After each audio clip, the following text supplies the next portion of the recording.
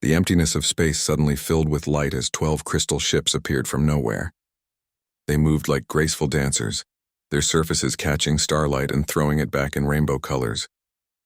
Each ship was the size of a small city, beautiful and elegant in ways that spoke of advanced technology and peaceful intentions. Commander Veltar stood on the bridge of his flagship, looking out at the yellow star ahead of them. His crystalline body reflected the soft blue glow of the ship's controls. After 300 years of diplomatic service, he had seen many new worlds and met many new species. This was supposed to be just another routine mission.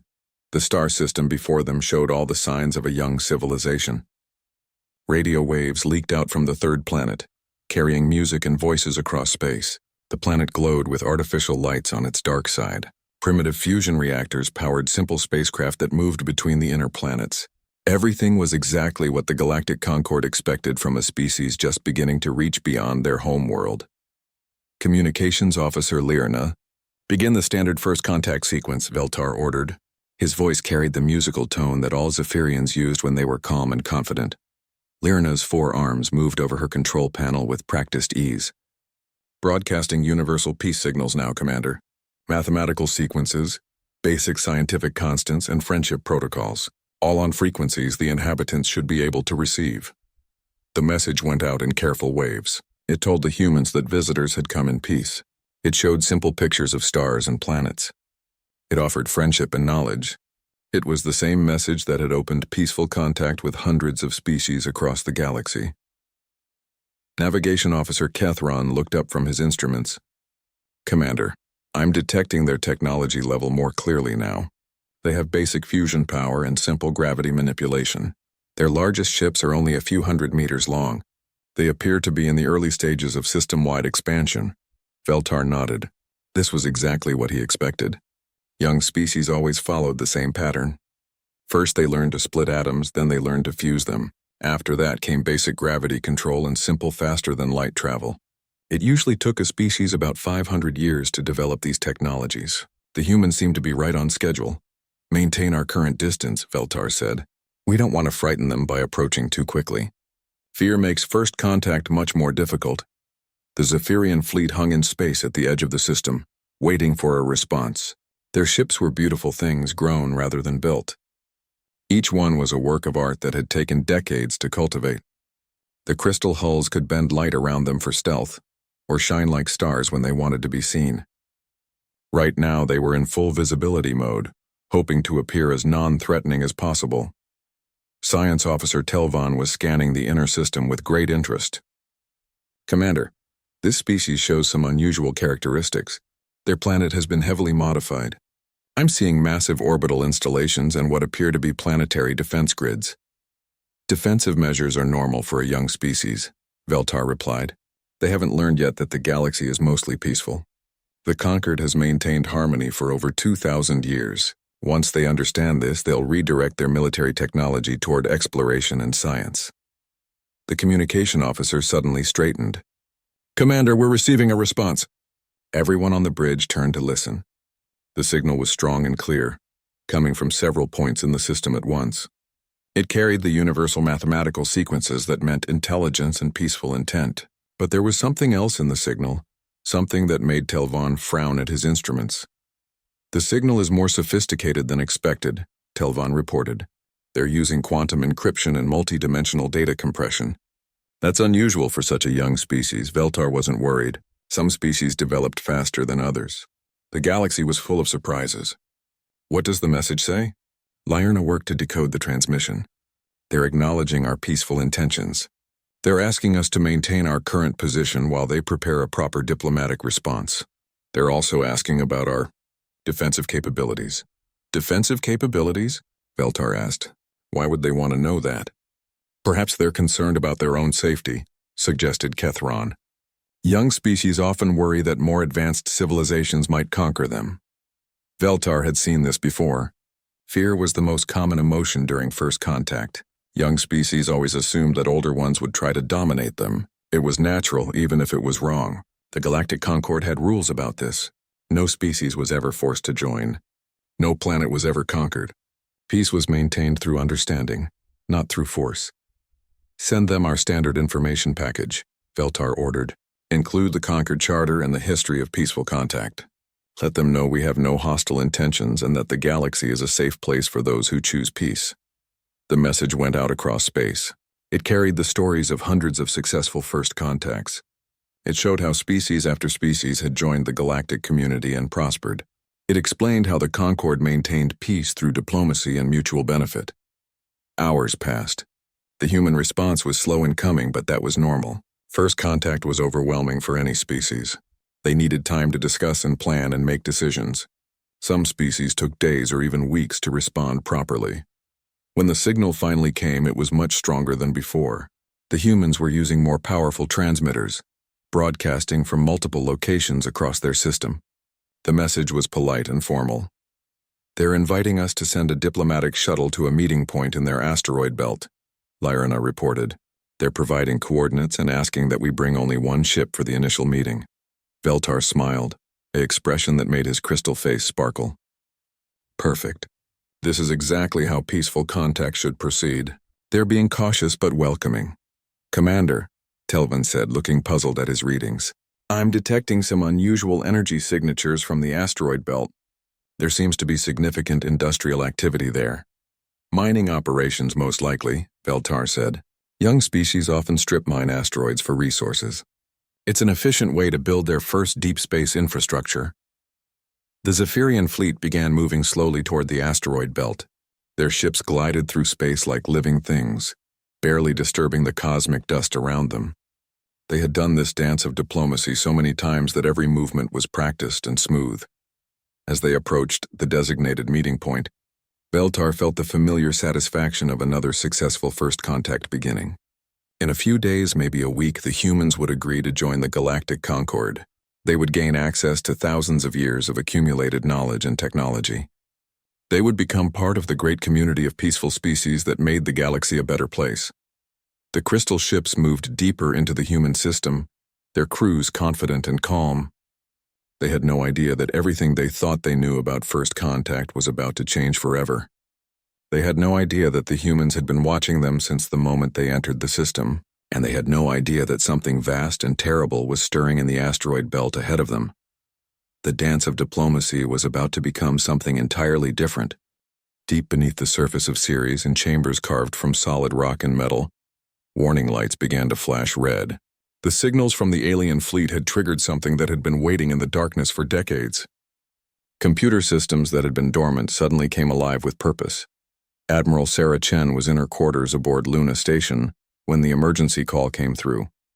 She had been expecting this day for 20 years, but that didn't make it any less terrifying when it finally arrived. The voice on her communicator was calm but urgent. Admiral, this is Deep Space Command. We have confirmed first contact. 12 unknown vessels have entered the outer system and are broadcasting what appears to be diplomatic messages. Protocol Prometheus is now active. Sarah closed her eyes for a moment.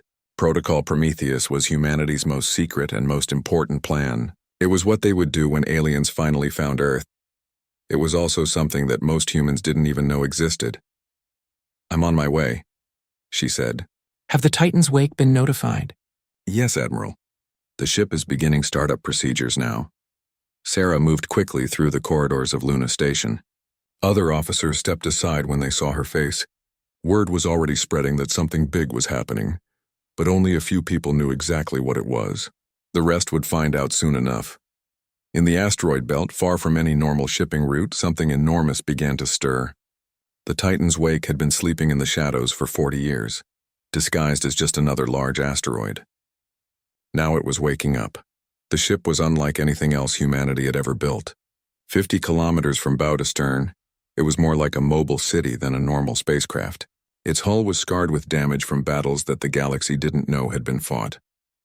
Dark metal plates covered weapons that could crack planets. At its heart, an artificial black hole provided power that could light up star systems. Captain Maria Santos stood on the bridge of the Titan's wake as her ship came to life around her. She had been born on this ship. Her parents had served here before her. Her children would likely serve here after her. The Titan's wake wasn't just a warship. It was home to almost 1 million people who had dedicated their lives to protecting humanity. Captain, reported the navigation officer, All systems are coming online. The artificial singularity is stable. Weapon systems are charging. We'll be ready to move in 6 hours. Make it 4, Maria said. The aliens are already approaching Earth. We need to intercept them before they get too close. In the deepest part of the ship, an artificial intelligence that called itself Prometheus was reviewing everything humanity knew about alien contact. For 60 years, since humans first detected radio signals from space, they had been preparing for this moment. They had built weapons. They had made plans. They had created ships like the Titan's Wake, but they had also found something else out there in the dark between stars, something that the rest of the galaxy apparently didn't know about, something hungry and vast and terrible that ate worlds for breakfast. Humanity had been fighting this threat in secret for decades, and the Titan-class ships were their answer to it. Prometheus analyzed the alien signals with superhuman speed. The mathematical sequences were genuine. The peaceful intentions seemed real. But the AI had learned not to trust appearances. It had seen too many tricks and traps in the dark places between stars.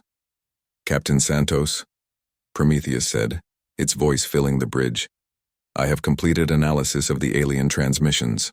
They appear to be representatives of something called the Galactic Concord. Their technology level is significant but not beyond our capabilities. However, I recommend extreme caution." "Why?" Maria asked.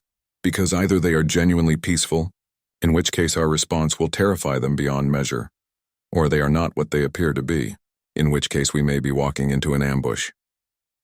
Sarah Chen arrived on the bridge just as the ship's massive engines began to warm up. The Titan's Wake used a drive system that folded space around it, allowing it to move faster than light without actually traveling faster than light. It was one of many technologies that humanity had developed during their secret war with the things that lived in the dark. "Captain, what's our status?" Sarah asked. "We'll be ready to move in 3 hours, Admiral. All weapon systems will be online. The defensive grid around Earth is also activating. If this goes badly, we'll be ready," Sarah nodded. The defensive grid was another secret that most humans didn't know about. Hidden weapons platforms scattered throughout the solar system, each one powerful enough to destroy a fleet. They had been built after the first attacks from the Dark Things, when humanity realized they needed to protect their home system at all costs. "Admiral," Prometheus said, "I should inform you that our response will likely cause significant psychological trauma to the alien fleet. Based on my analysis of their technology and probable cultural development, they have never encountered anything like the Titan's Wake." "Can't be helped," Sarah said. "If they're peaceful, we'll explain. If they're not, we'll be ready for them." On Earth below, most people had no idea what was happening. The news reported that scientists had detected unusual radio signals from space, possibly from an alien civilization. People were excited and nervous and curious. They had no idea that humanity had been preparing for this moment for decades, or that their protectors were already moving to meet the visitors. The Titan's Wake began to move. Slowly at first, then faster until it was racing through space at speeds that made light seem slow. Other ships began to move as well. Smaller vessels, each one the size of a city block, emerged from hiding places throughout the solar system. They were escort ships, support vessels, and mobile weapon platforms. Humanity had learned hard lessons during their secret war. They had learned that the universe was not a safe place. They had learned that peaceful intentions didn't always protect you from those who had different ideas. They had learned that sometimes you had to be stronger than your enemies if you wanted to survive. The alien fleet continued its slow approach toward the asteroid belt, unaware that something vast and terrible was rushing to meet them. The Zephyrians were still broadcasting their peaceful messages and preparing for routine diplomatic contact. They had no idea that they were about to encounter a species that had been forged in battles they couldn't imagine. Admiral Chen stood on the bridge of the Titan's Wake and watched the stars rush past.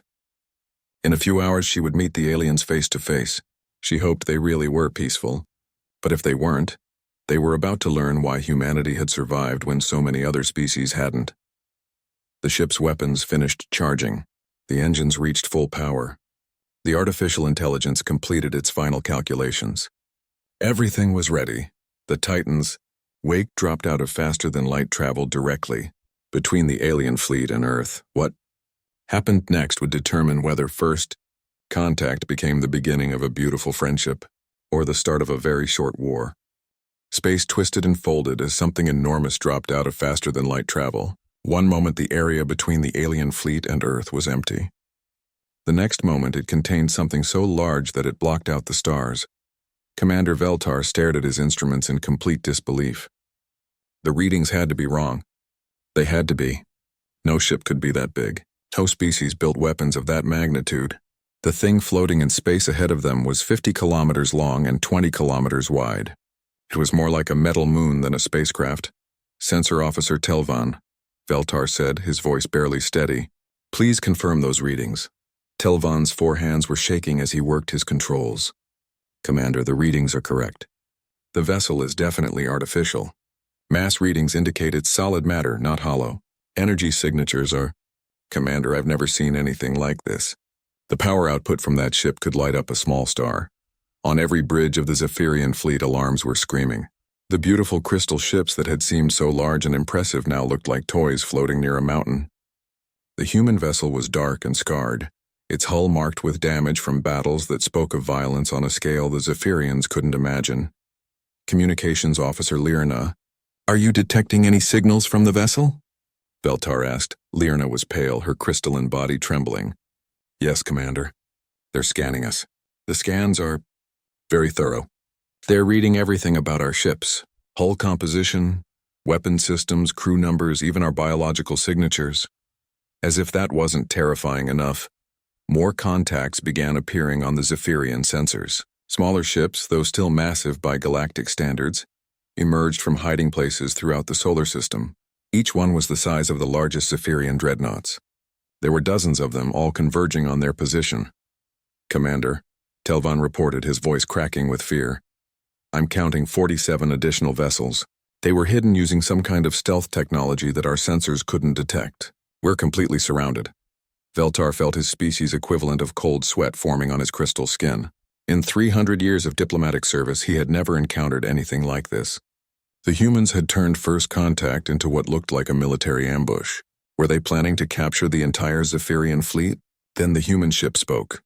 The transmission came in perfect Zephyrian, spoken by a voice that sounded calm and professional. But what made it truly terrifying was what the voice said next. It switched to Altarian, then to Vegan, then to Centauran. Language after language poured from the human ship, each one spoken perfectly. They were all languages from the Galactic Concord. The voice cycled through the native languages of species from across the galaxy. Languages that were supposed to be unknown to anyone outside the Concord. Languages from worlds that were thousands of light years from Earth. Languages that no young species should have been able to learn. Finally, the voice spoke in standard galactic. Zephyrian vessels, this is the UES Titan's wake. State your business in human space. The bridge of Veltar's flagship fell completely silent. The implications of what they had just heard were staggering. The humans knew about the Galactic Concord. They knew the languages of dozens of species. They had been watching and listening for who knew how long. How is this possible? Whispered Navigation Officer Kethron. They're supposed to be a young species. They should barely have radio technology. Veltar tried to gather his thoughts. Everything they knew about first contact protocols had just been turned upside down. The humans weren't responding like a young species at all. They were responding like an established power that had been hiding its true capabilities. Lyrna, respond to their transmission, Veltar ordered. Tell them we come in peace as representatives of the Galactic Concord. Ask them how they know our languages. The communication went out, but the response from the human ship was not what they expected. Instead of answering their question, a new voice spoke. This one was clearly artificial, an AI of some kind. But it was more sophisticated than any AI the Zephyrians had ever encountered. Commander Veltar of the Zephyrian Diplomatic Corps, the AI said, using his name and rank, though no one had transmitted that information. We have been observing your approach for several hours. We are aware of your peaceful intentions. However, you have entered human space without permission during a period of heightened security concerns. Please explain why the Galactic Concord has chosen to make contact at this time. Veltar's mind reeled. They knew his name. They knew about the Concord. They spoke of heightened security concerns as if they were dealing with some kind of threat. What was happening here? This is impossible, Telvan muttered. Our intelligence networks would have detected a civilization this advanced. The conquered monitors all developing species. How could we have missed this? But even as he said it, Telvan was beginning to understand. The humans hadn't been missed. They had been hiding. For decades, maybe centuries, they had been concealing their true capabilities while they watched the galaxy. The question was why. Commander, Lyrina reported. They're requesting a response to their question about our timing. They seem to think we're here for a specific reason beyond standard first contact. Veltar tried to think. What could the humans be concerned about? What heightened security concerns could a young species possibly have? Unless they weren't young at all. Unless they had been dealing with threats that the conquered didn't even know about. Before Veltar could formulate a response, his worst fears came true. The massive human ship began to move. It turned slowly, like a metal mountain rotating in space. As it turned, weapon ports opened along its hull. Hundreds of them. Thousands of them. Weapons that looked like they could crack moons. Commander! Telvan shouted. They're powering up their weapon systems. Energy readings are off our scales. The Zephyrian fleet was trapped. They were surrounded by ships that dwarfed their own vessels. They were facing weapons technology that they couldn't understand. And they were dealing with a species that seemed to know everything about the galaxy, while revealing nothing about themselves. Prepare evasive maneuvers, Veltar ordered, though he knew it was useless. If the humans wanted to destroy them, the Zephyrian fleet wouldn't even slow them down. Commander, Lyrina said quietly, I'm receiving a new transmission from the human ship. It's not a threat. It's a question. What kind of question? They're asking if we've encountered any ships or signals from outside the galaxy. They want to know if we've seen anything that feeds on planetary energy. They're asking about something they call the Devourers. Veltar had never heard of any such thing. The galaxy was peaceful. The Concord maintained order and harmony. There were no threats from outside, no mysterious Devourers of worlds. Were the humans talking about some kind of natural phenomenon? But as he looked at the scarred hull of the massive human warship, Veltar began to understand. Those weren't battle scars from fighting other ships. They were damage from fighting something else entirely, something that left very different kinds of marks. The humans weren't hiding from the galaxy because they were afraid of contact. They were hiding because they were fighting a war that no one else even knew was happening. A war against something from outside the galaxy, something that ate worlds. And the terrible, massive warships surrounding the Zephyrian fleet weren't weapons of conquest. They were weapons of survival. Humanity had built them to fight monsters that the rest of the galaxy didn't even know existed.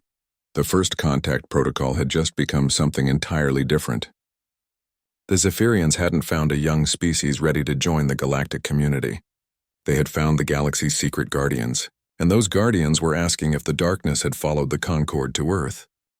Captain Maria Santos stood on the bridge of the Titan's wake, watching the alien fleet through the main view screen. The Zephyrian ships looked beautiful and peaceful, but Maria had learned not to trust appearances.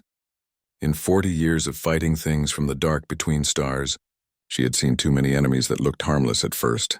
Admiral Chen, she said into her communicator, the aliens seem confused by our questions about the Devourers. Either they're very good actors, or they genuinely don't know what we're talking about. Admiral Sarah Chen studied the tactical display from her position in the command center. The Zephyrian fleet was maintaining position, but their energy signatures showed increasing stress. Their crews were afraid, and fear made people do stupid things. Keep scanning them, Sarah ordered. Prometheus, what's your analysis of their technology? The ship's AI responded immediately. Admiral, their technology is sophisticated but follows predictable patterns. Crystal-based computing, biomechanical ship construction, fusion power cores. Nothing that suggests they've encountered Devourer technology. However, their knowledge of galactic languages suggests they represent a much larger civilization. On the Zephyrian flagship, Commander Veltar was struggling to understand what was happening. The humans kept asking about threats from outside the galaxy, but such things didn't exist. The galaxy was safe. The Conquered had explored every star system for thousands of light years in all directions. There was nothing out there. Lyrina, send another message, he ordered. Tell them we don't understand their concerns about external threats. Explain that the Galactic Conquered maintains peace and security throughout this region of space. The message went out, but the human response was immediate and alarming. The massive warship's weapon systems powered up even further. Energy readings spiked to levels that hurt to look at. Smaller human ships began moving into more aggressive positions. "Commander," Telvan reported with growing panic. "They're interpreting our message as a threat. Their AI is transmitting warnings about conquered expansion patterns and potential devourer infiltration. I think they believe we're working with whatever these devourers are." Veltar felt his crystal heart sink. This was going wrong in ways he had never imagined. The humans thought the Galactic Concord was somehow connected to these mysterious devourers. They thought the peaceful diplomatic mission was actually some kind of invasion. "Tell them we're not connected to any devourers," Veltar said urgently. "Tell them we've never heard of such things." But it was too late. The cultural misunderstanding was spiraling out of control. To the humans, a vast galactic civilization claiming ignorance of the devourers looked like either incredible naivety or deliberate deception. To the Zephyrians, the human weapons and aggressive posture looked like the actions of a paranoid and dangerous species. Captain Santos studied the alien fleet with growing concern. "Prometheus, analyze their positioning. Are they preparing to run or fight?" "Both, Captain. Their formation suggests they're ready to attempt withdrawal, but they're also charging their weapons systems. I believe they're preparing for what they think is an imminent attack." Sarah Chen realized the situation was about to spiral completely out of control. "Open a direct channel to their commander. We need to stop this before shooting starts."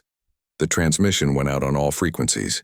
"Commander Veltar, this is Admiral Sarah Chen of the Human Defense Force. We are not threatening you.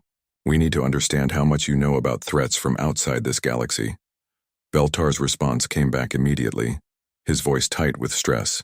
"Admiral Chen, we know nothing of external threats because no such threats exist. The galaxy is peaceful. Your weapons and aggressive behavior suggest you are the threat we should be concerned about."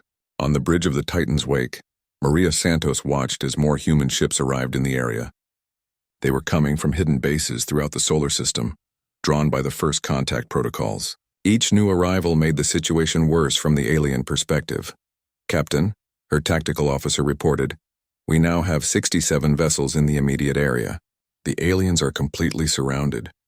Their stress levels are approaching panic." Maria nodded grimly. She understood why the aliens were terrified. From their perspective, they had come in peace only to be surrounded by a massive fleet of warships. They had no way of knowing that this was actually humanity being cautious rather than aggressive. "Admiral," she said to Sarah, "recommend we try a different approach. Maybe we should tell them why we built these ships." But even that was problematic. How do you explain to peaceful aliens that you've been fighting a secret war against creatures from outside the galaxy? How do you tell them that the beautiful, peaceful civilization they think exists has actually been protected by hidden guardians for decades? Prometheus provided an update that made everything worse. "Admiral, I'm detecting quantum communication bursts from the alien fleet. They're transmitting detailed information about our ships and positions to locations outside this star system. They appear to be calling for reinforcements." The implications hit everyone at once. If the Zephyrians were part of a larger galactic civilization, and if they were now calling for help, humanity might soon face a much larger problem. The Galactic Concord might decide that humanity was a threat that needed to be eliminated. "Jam their communications," Sarah ordered. "Admiral," Maria said carefully, "jamming their communications will be seen as an act of war. Letting them call in a galactic fleet will also be seen as an act of war," Sarah replied. "At least this way we control the timing." The jamming field activated, cutting off the Zephyrian fleet from their home base. On the alien ships, communication officers stared at their dead equipment in horror. To them, this was confirmation that the humans were hostile. "You don't jam communications unless you're planning something terrible." "Commander," Lyrna shouted on the Zephyrian flagship. "They've cut off our communications. We can't call for help." Veltar felt something close to despair. Everything about this first contact was wrong. The humans were massively more powerful than expected. They knew things they shouldn't know. They were paranoid about threats that didn't exist, and now they had cut off the Zephyrian fleet's only lifeline. "Charge all weapons," he ordered. "If we're going to die here, we'll take some of them with us." The Zephyrian ships powered up their weapons. They were beautiful things, crystal cannons that could turn matter into energy and energy back into matter. They were powerful enough to destroy planets. But against the human fleet, they looked like toys. Prometheus detected the alien weapon charge immediately. Admiral, the alien fleet is powering weapons. Their energy signatures indicate they're preparing to fight. Red alert, Sarah ordered. All ships to battle stations. Throughout the human fleet, warning klaxons sounded. Massive weapons turned toward the alien ships. Shields powered up. The Titan's Wake's main gun, a weapon that could crack moons, began to charge. Both fleets faced each other across the darkness of space. The peaceful first contact had become a standoff between two civilizations that completely misunderstood each other. The Zephyrians thought they were facing a paranoid and aggressive species. The humans thought they were facing potential agents of humanity's greatest enemy. In the space between the fleets, sensor beams crossed and weapon locks engaged. Both sides were afraid. Both sides were convinced the other meant them harm. And both sides were prepared to fire first rather than be destroyed. The next few minutes would determine whether first contact became the start of a galactic war or whether someone could find a way to bridge the gap of misunderstanding that threatened to destroy them all. The two fleets faced each other in the darkness of space, weapons charged and ready to fire. One wrong move, one misunderstood signal, and the first contact between humanity and the galactic concord would end in violence that could spread across the galaxy. Admiral Sarah Chen stared at the tactical display, her mind racing. She had spent 40 years preparing for this moment, but not like this, not with both sides ready to shoot first and ask questions later. There had to be another way. Captain Santos, she said quietly, power down our weapons. The bridge of the Titan's Wake fell silent. Every officer turned to stare at their admiral. Captain Maria Santos was the first to speak. Admiral, with respect, powering down weapons while facing an unknown alien fleet goes against every tactical protocol we have. I know, Sarah said. Do it anyway. And open all communication channels. I want every ship in both fleets to hear what I'm about to say. Maria hesitated for a moment, then nodded to her weapons officer. Power down all weapons systems. Maintain shields but lower them to minimum defensive levels. Throughout the human fleet, massive weapons that could shatter planets slowly powered down. The energy signatures that had been screaming warnings across space faded to background levels. It was the most dangerous gamble Sarah had ever made. On the Zephyrian flagship, Commander Veltar watched his instruments in amazement. They're powering down their weapons. All of them. Their entire fleet is lowering their energy signatures. It could be a trick, suggested Telvan, but his voice carried hope rather than fear. Or, said Veltar slowly, it could be an apology. The communication came on all frequencies, broadcasting to both fleets simultaneously. Admiral Chen's voice was calm and clear, carrying across space to reach every ship. Commander Veltar, officers and crew of the Zephyrian fleet, this is Admiral Sarah Chen. I'm going to tell you something that no one outside humanity knows, something we have kept secret for 60 years. I'm telling you this because the alternative is a war that nobody wants and nobody should have to fight. Sarah took a deep breath and continued. Humanity is not a young species stumbling into galactic contact. We have been watching the galaxy for decades. We have been learning your languages, studying your civilizations, and protecting your borders from something you don't even know exists. She paused, letting that sink in before continuing. 43 years ago, we detected signals from outside this galaxy. Ships that move between stars, consuming the energy of entire worlds. We called them devourers because that's what they did. They ate planets and left nothing behind but dead rock. On the Zephyrian ships, crews listened in stunned silence. This was not what they had expected to hear. The first Devourer scout ships reached the edge of our galaxy 38 years ago, Sarah continued. They were heading for the densely populated core worlds where most of your civilizations live. Billions of innocent people who had no idea what was coming for them. Commander Veltar felt a chill run through his crystal body. The Admiral's voice carried the weight of absolute truth. She wasn't making this up. Humanity intercepted them, Sarah said. We fought them in the dark between galaxies where no one would see. We built ships like the Titan's Wake to match their size and power. We developed weapons that could hurt them. And we died in numbers you can't imagine to keep them away from populated worlds. The truth was spreading through both fleets like wildfire. On human ships, crews nodded grimly. They all knew someone who had died fighting the Devourers. On Zephyrian ships, the implications were staggering. Every scar on this ship's hull, Sarah continued, came from fighting monsters that your peaceful galaxy has never had to face. We have been the shield that stood between you and extinction, and you never knew we existed. Captain Santos looked at the damage reports scrolling across her screen. The Titan's wake had been rebuilt 7 times after major battles. Half her crew were children and grandchildren of people who had died fighting devourers. The ship was as much a memorial as it was a weapon. We kept it secret, Sarah said, because we knew what would happen if the galaxy learned the truth. Panic. Chaos. Civilizations turning their resources toward building weapons instead of exploring and growing. We chose to carry that burden alone so that you could continue to live in peace. On the Zephyrian flagship, Science Officer Telvan was running calculations in his head. If the humans had been fighting this secret war for 40 years, if they had been protecting the galaxy while staying hidden, then everything the Concord thought they knew about the universe was wrong. The Devourers stopped coming 18 months ago, Sarah continued.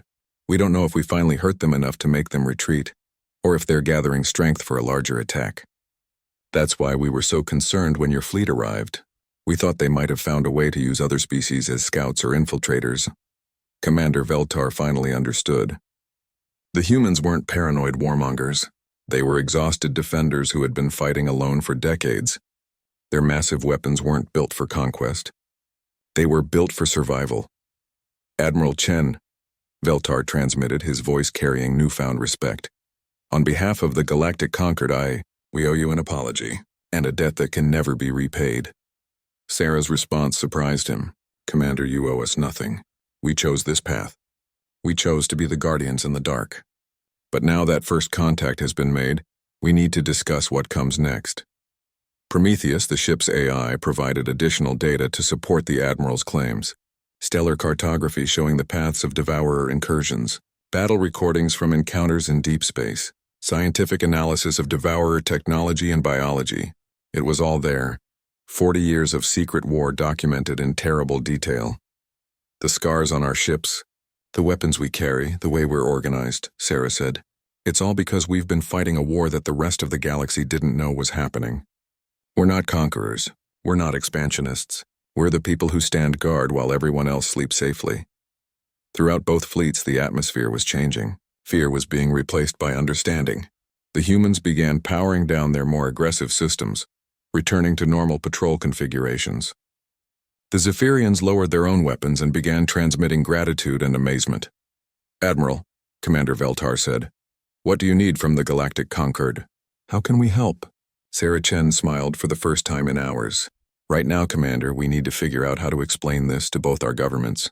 The galaxy is about to learn that it's been protected by a species that chose to remain hidden. That's going to change everything. Captain Santos looked out at the beautiful crystal ships of the Zephyrian fleet. They represented a peaceful civilization that had never had to face the horrors that lurked between galaxies. In a way, that was what humanity had been fighting to preserve. There's something else, Sarah added. If the Devourers do return, we'll need help. Humanity has been fighting alone for 40 years, but we can't hold the line forever. The galaxy will need to decide whether it wants to remain peaceful or whether it's willing to defend itself. The first contact had ended, but something much more important was beginning. The galaxy was about to learn that peace had a price, and that price had been paid in secret by a species that chose to be guardians rather than conquerors. As both fleets prepared to return to their home bases, carrying news that would reshape the galaxy, one thing was clear. Humanity had proven that strength didn't have to mean aggression, that power could be used to protect rather than dominate. The terror had been replaced by understanding. The breakdown of diplomacy had become the foundation of something new, and in the dark between the stars, the Watchers maintained their vigil, no longer alone.